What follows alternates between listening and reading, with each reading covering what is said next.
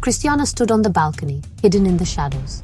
The grand ballroom buzzed with life below, a stark contrast to her isolation. Jewels glittered under the chandeliers, but her simple gown felt heavy, a constant reminder of her disguise.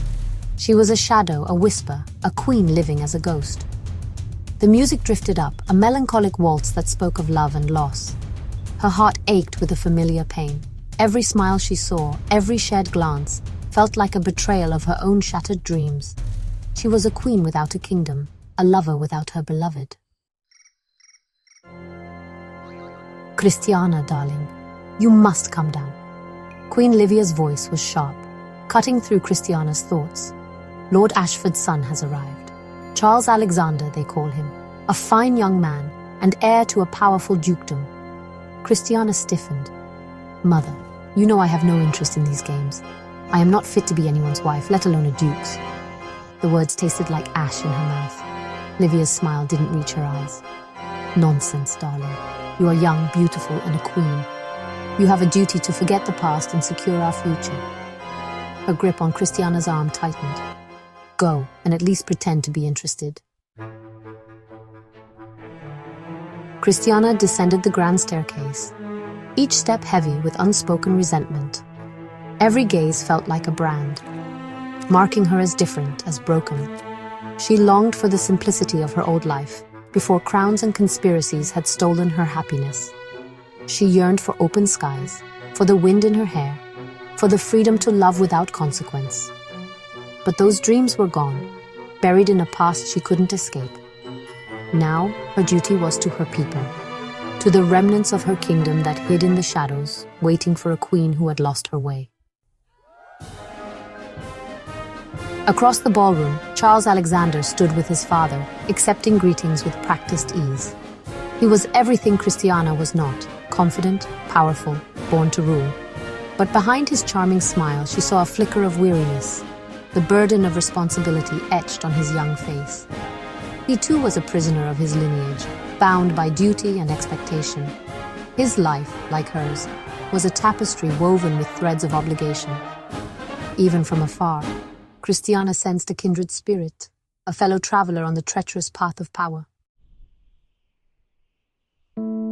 Their eyes met across the crowded room. Time seemed to stop. The music faded, the chatter hushed, and in that single electrifying moment, it was as if they were the only two people in the world. Cristiana's breath caught in her throat. There was something hauntingly familiar about his eyes, a depth that hinted at shared secrets, at a connection that defied explanation. It was as if a forgotten melody had stirred in the depths of her soul, a melody that resonated with both pain and recognition. His gaze, intense and searching, sent shivers down her spine. She saw a flicker of surprise in his eyes, a mirroring of her own confusion. Then just as quickly it was gone, replaced by a mask of polite interest. But the moment had been etched into her memory, a spark of something inexplicable in the darkness. The music changed, a lively waltz that filled the room with its joyous rhythm. Charles Alexander approached, his hand outstretched in invitation. "May I have this dance, my lady?" Cristiana wanted to refuse, to retreat back into the shadows. But something in his eyes, a flicker of challenge, perhaps even recognition, drew her in.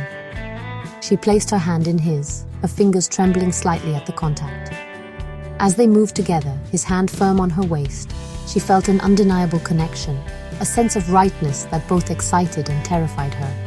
Their steps were perfectly matched, their bodies moving as one. It was as if they had danced this dance before, lifetimes ago, in a time before secrets and lies. "I know you," he whispered, his voice barely audible above the music. "I can't place your face, but your eyes. They are etched in my memory." Cristiana's heart pounded against her ribs. She dared not speak, afraid that her voice would betray her. Who was this man, who could see through her disguise, who stirred something deep within her soul?